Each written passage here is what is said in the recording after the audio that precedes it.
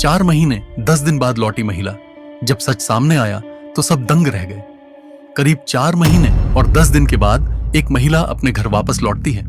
उसकी आंखों और मुंह पर पट्टियां बंधी हुई थीं ताकि वह देख न सके, चिल्ला न सके। जैसे ही वह अपने घर पहुंचती है, पूरा परिवार हैरान और दुखी हो जाता है। महिला सिसक सिसक कर अपनी आप बीती सुनाती है और फिर सीधे थाने पहुंचती है। थाने में पहुंचकर महिला गहरी पीड़ा और गुस्से के साथ पुलिस से कहती है, साहब, मेरे साथ 4-5 लोगों ने 4 महीने और 10 दिन तक गैंगरेप किया है। पुलिस वाले एक दूसरे की तरफ देखते हैं। वे चुपचाप महिला की बात सुनते हैं और फिर ठंडी आवाज में कहते हैं, पहले तुम घर जाओ, आराम करो, फिर देखेंगे। लेकिन महिला गिड़गिड़ाने लगती है, रो रो कर अपनी पूरी कहानी दोहराती है। उसकी आंखों में खौफ था, दर्द था, इंसाफ की पुकार थी, लेकिन पुलिस वालों की शक भरी नजरें उस पर टिक गई थीं। पुलिस को उसकी कहानी पर यकीन नहीं हो रहा था। जब पुलिस ने कोई कार्रवाई नहीं की तो महिला ने एक वकील का सहारा लिया। मामला हाईकोर्ट तक पहुंचा और अदालत ने आदेश दिया, इस केस में तुरंत एफआईआर दर्ज की जाए और आरोपियों पर कड़ी कार्रवाई हो। मामला कोर्ट में पहुंच गया। सुनवाई शुरू हो गई, लेकिन फिर जो हुआ उसने सबको हिलाकर रख दिया। 20 फरवरी 2025 को केस के मुख्य गवाह की गवाही होनी थी और वह मुख्य गवाह कोई और नहीं बल्कि पीड़ित महिला का पति था। लेकिन 16 फरवरी 2025 को, यानी गवाही से 4 दिन पहले, महिला के पति की नृशंस हत्या कर दी गई। हत्या इतनी बर्बर थी कि लोग सन्न रह गए। हत्यारों ने उसे सिर्फ मारा ही नहीं बल्कि उसका शरीर जला दिया, इतना कि सिर्फ एक टांग बची थी, बाकी पूरा शरीर राख बन चुका था। जब मीडिया को इस हत्याकांड की खबर लगी तो पत्रकार महिला के घर पहुंच गए। एक पत्रकार ने भावुक लहजे में पूछा, आप इस पूरे मामले पर क्या कहना चाहेंगी? महिला की आंखों में आंसू थे, लेकिन लहजा सख्त था। मेरे साथ जो हुआ वो बहुत गलत था। मेरा पति इंसाफ के लिए लड़ रहा था और उन्होंने उसे जलाकर मार डाला। मैं सिर्फ एक ही सजा चाहती हूं, फांसी। इससे कम कुछ नहीं चलेगा। महिला की यह दिल दहला देने वाली बात अखबारों की सुर्खियां बन गई। लोगों में महिला के लिए सहानुभूति बढ़ गई। सोशल मीडिया पर भी लोग इंसाफ की मांग करने लगे। लेकिन असली झटका तब लगा जब पुलिस की जांच पूरी हुई। जो सच सामने आया उसने सबको हिलाकर रख दिया। दोस्तों नमस्कार, मैं नीरज कुमार। आज जो घटना मैं आपको सुनाने जा रहा हूं वह उत्तर प्रदेश के मैनपुरी जिले की है। लेकिन इस कहानी को शुरू करने से पहले अगर आप भगवान भोलेनाथ के भक्त और सच्चे सनातनी हैं तो इस चैनल को तुरंत सब्सक्राइब करें। दोस्तों 17 फरवरी 2025 की सुबह कंट्रोल रूम में एक चौंकाने वाली कॉल आती है। सर, थाना बिछुआ के एक खेत में पंप सेट के पास एक नाली में एक शव पड़ा हुआ है। पुलिस टीम तुरंत मौके पर पहुंचती है। वहां का मंजर दिल दहला देने वाला था। नाली में एक अधजला शव पड़ा था। शव का सिर्फ एक टांग बची थी, बाकी पूरा शरीर जलकर राख बन चुका था। पुलिस ने हड्डियों और राख को कब्जे में लिया और पोस्टमार्टम के लिए भेज दिया। जब यह खबर मृतक के परिवार तक पहुंची तो उनका रो रो कर बुरा हाल हो गया। शव की पहचान 40 वर्षीय साजिद के रूप में हुई। वह दिल्ली में मजदूरी करता था और करीब 1.5 महीने पहले ही अपने गांव लौटा था। जब पुलिस को पता चला कि साजिद की इतनी बेरहमी से हत्या की गई तो उनके भी रोंगटे खड़े हो गए। जिसने भी यह खबर सुनी वह सन्न रह गया। आखिर कोई इतना निर्दयी कैसे हो सकता है? हत्या के पीछे की कहानी 2022 से जुड़ा एक खौफनाक राज। जैसे जैसे पुलिस परिवार वालों से पूछताछ करती गई, एक चौंकाने वाली कहानी सामने आई। यह घटना साल 2022 की है। तारीख थी 19 मार्च। होली का त्योहार चल रहा था। मैनपुरी जिले में एक थाना क्षेत्र आता है भोगांव और वहीं एक गांव है परतापुर। परतापुर का प्रधान था भोला यादव। भोला यादव के बच्चों ने जिद की, आज होली है, हमें बिरयानी खानी है। घर में एक मुस्लिम महिला खाना बनाने के लिए आया करती थी। भोला यादव की मां ने कहा, जाओ उसे बुला लाओ, वह आकर बिरयानी बना देगी।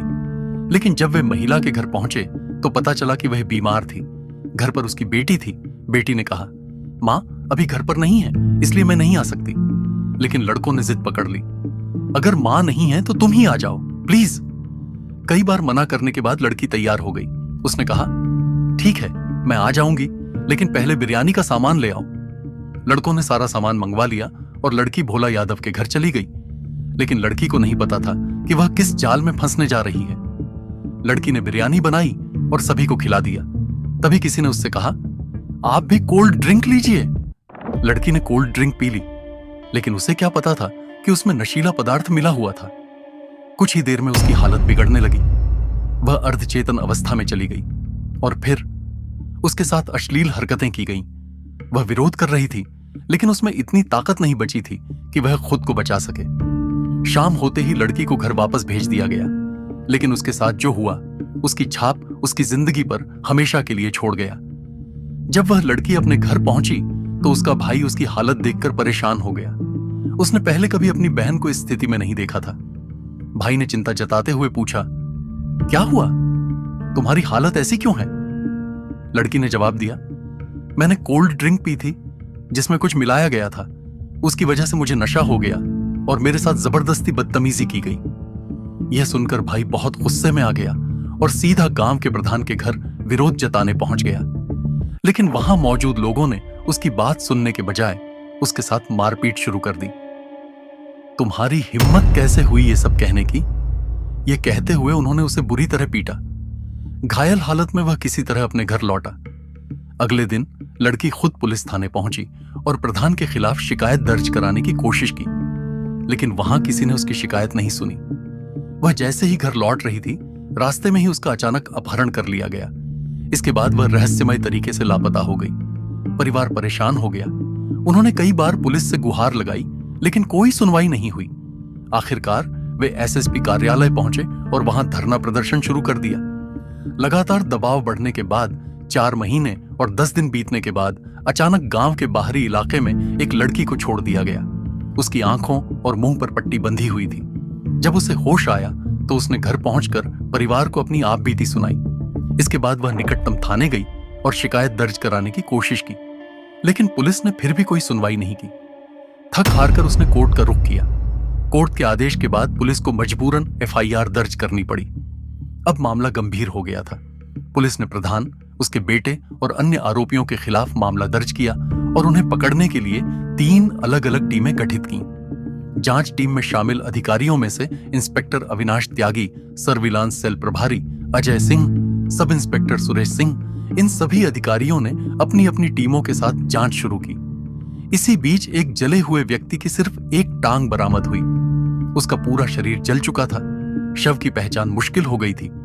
डीएनए टेस्ट के लिए सैंपल भेजा गया ताकि पुष्टि हो सके कि यह वास्तव में साजिद खान की लाश है या किसी और की। इसके अलावा साजिद खान और उसकी पत्नी आमना की कॉल डिटेल रिकॉर्ड CDR निकाली गई ताकि यह पता लगाया जा सके कि इस घटना से पहले और बाद में किससे बातचीत हुई थी। साजिद की कॉल डिटेल से कोई महत्वपूर्ण जानकारी नहीं मिली, लेकिन जब उसकी पत्नी आमना की कॉल डिटेल जांची गई तो गांव के ही एक युवक सुमित यादव का नाम सामने आया। अब पुलिस के पास नए सुराग थे और इसी के आधार पर उन्होंने पूरी साजिश की परतें खोलनी शुरू कर दी। सुमित यादव और आमना के बीच घंटों बातचीत होती थी। पुलिस को शक हुआ क्योंकि जो मुख्य आरोपी थे, गांव के प्रधान और उनके परिवार के लोग, वो सभी लापता हो चुके थे। पुलिस लगातार छापेमारी कर रही थी, लेकिन उन्हें कोई सुराग नहीं मिल रहा था। आखिरकार पुलिस ने सोचा कि सुमित यादव को हिरासत में लिया जाए और उसे पूछताछ की जाए। शुरुआत में वह सही बात नहीं बता रहा था, लेकिन जब पुलिस ने उसका और आमना का मोबाइल जब्त किया और उनकी रिकॉर्डिंग सुनी तो चौंकाने वाली सच्चाई सामने आई। दरअसल दोनों के फोन में ऑटो कॉल रिकॉर्डिंग ऑन थी, यानी जब भी वे बातचीत करते थे वो रिकॉर्ड हो जाती थी। 16 फरवरी 2025 की रात आमना ने सुमित यादव को कॉल किया। कॉल रिकॉर्डिंग में साफ साफ उसकी आवाज सुनाई दी, मैंने खाने और चाय में उसे नशीला पदार्थ मिला दिया है। इसके बाद सुमित अपने काम में लग जाता है और आमना कहती है वो खेतों की तरफ गया हुआ है। अब पुलिस के पास सबूत थे। पूछताछ में जब सुमित सही जवाब नहीं दे रहा था तो पुलिस ने दूसरा तरीका अपनाया। थोड़ी सख्ती के बाद उसने सब कुछ सच सच बता दिया और जो कहानी सामने आई वो हैरान कर देने वाली थी। आमना अपने ससुराल वालों से अलग रहती थी। उसका पति दिल्ली में एक बेकरी में मजदूरी करता था। वह अक्सर महीनों तक घर नहीं आता था। इस घटना से 10 महीने पहले आमना के घर का टेलीविजन खराब हो गया। उसने गांव के इलेक्ट्रिशियन सुमित यादव को फोन किया और टीवी ठीक करने को कहा। सुमित ने कहा, कोई दिक्कत नहीं, मैं अभी आकर देखता हूं। वह घर आया, टीवी ठीक कर दिया, लेकिन इसी दौरान उसकी और आमना की नजरें मिली। यह पहली मुलाकात जल्द ही दोस्ती में बदल गई और फिर दोस्ती प्यार में बदल गई। चूंकि आमना अकेले रहती थी, इसलिए उनके मिलने जुलने पर कोई रोक टोक नहीं थी। यह सिलसिला महीनों तक चलता रहा। किसी को उनके रिश्ते की भनक तक नहीं लगी। सब कुछ सही चल रहा था, लेकिन करीब 1.5 महीने पहले आमना का पति साजिद दिल्ली से घर लौट आया। अब आमना और सुमित के मिलने में दिक्कत होने लगी। दोनों बेचैन हो गए। तभी आमना और सुमित ने एक खौफनाक प्लान बनाया। अगर साजिद को रास्ते से हटा दिया जाए तो हम दोनों आराम से शादी कर सकते हैं और जिंदगी बिता सकते हैं। यही सोचकर दोनों ने साजिद को मारने की साजिश रच डाली। 16 फरवरी 2025 की रात जब साजिद को खाना दिया गया तो उसमें नशीली गोलियां मिला दी गईं। चाय में भी वही जहर मिलाया गया, लेकिन इसके बावजूद साजिद पर नशे का पूरा असर नहीं हुआ था। वह अपनी पत्नी आमना से कहता है, मैं खेतों की तरफ जा रहा हूं, थोड़ी देर घूम कर वापस आऊंगा। उसके घर से कुछ दूरी पर एक पंप सेट था जहां वह अक्सर जाता था। जब वह वहां पहुंचा तो धीरे धीरे नशे का असर तेज होने लगा। वह कमजोरी महसूस करने लगा और वहीं जमीन पर गिर पड़ा। अब आमना ने यह खबर सुमित यादव को दे दी। सुमित यादव मौके पर पहुंचा। उसके हाथ में लोहे की भारी रॉड जैसी चीज थी। उसने पूरी ताकत से साजिद के सिर पर वार किया। अंदाजा लगाया जाता है कि एक ही वार में उसकी मौत हो गई, क्योंकि वह पहले से ही नशे में था और विरोध करने की हालत में नहीं था। इसके बाद साजिद के शव को खेतों की सिंचाई के लिए बनाई गई नाली में डाल दिया गया। सुमित ने जल्दी से खेत के आसपास पड़े खरपतवार, सूखी घास फूस को इकट्ठा किया और शव के ऊपर डाल दिया।